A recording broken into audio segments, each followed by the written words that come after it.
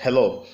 I want to talk on something I call the marital vow. Before you take the vow, because many homes are being broken because people take something they actually didn't understand the content. When you say I do, what do you say I do to? Or do you take in poorer, in sickness, in health, in wealth, in poverty, and all the rest of it, and you say I do? Because actually we have not actually think deep about what it means for somebody to be poor and for somebody to be in health.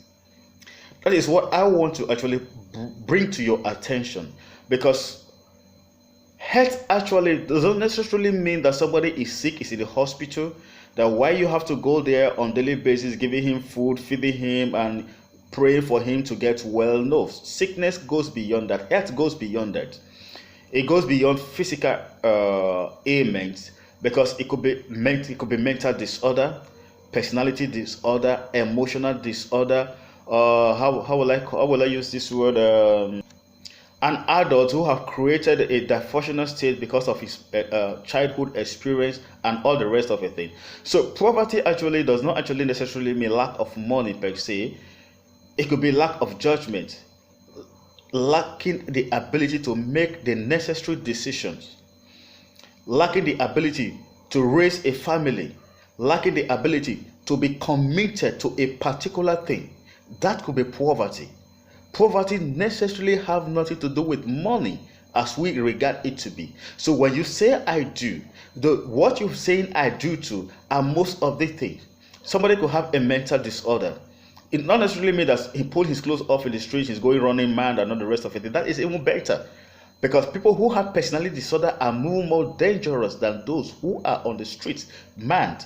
So when you say I do, you actually saying I do to all of these things. Even if tomorrow I find out something this about you, I still do too.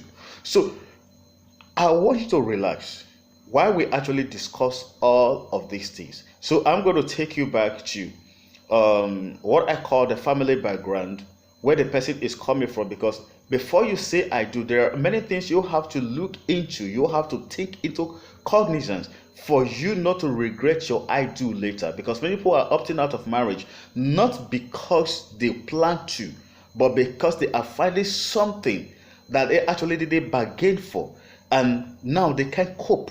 They don't have the ability, they don't have their tenacity is wearing out and they want out. So I'm going to do this video. I'm going to tell you what you should look out for before you say I do. I do is a very sweet word to say, because you say it in the presence of people, and when they are gone, the light is out, you are in the dark, you are all alone by yourself. Nobody is going to, everybody will only come and advise you. The worst they will tell you is, my dear, pray. Everything answers to prayers. But when you take precautionary measure before now and then, you have actually understood what you are saying I do to.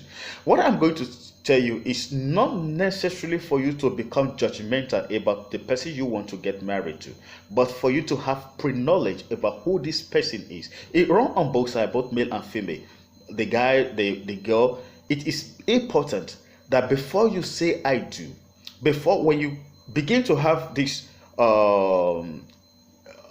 before you guys started discussing something about the future, you're going to live your life together, it is necessary that you begin to check the family background. They say a tree does not fall far, a fruit does not fall far from the tree. If you see a mango fruit on the ground, either it's at the stem of the mango tree, or even if it's far away, that means somebody else have taken it away from there and throw it far. A fruit does not fall far from the tree. So before you say I do, you have to go down to the tree and discover the kind of fruit, the kind of tree that is very the kind of fruit that you want to say I do to. Very, very important. Because if you are able to do this, not because you want to see, for you to think, this is not good for me, this is not, you see, because what you have pre-knowledge of, when you know this kind of people, you know this kind of person is temperamental because he's from a family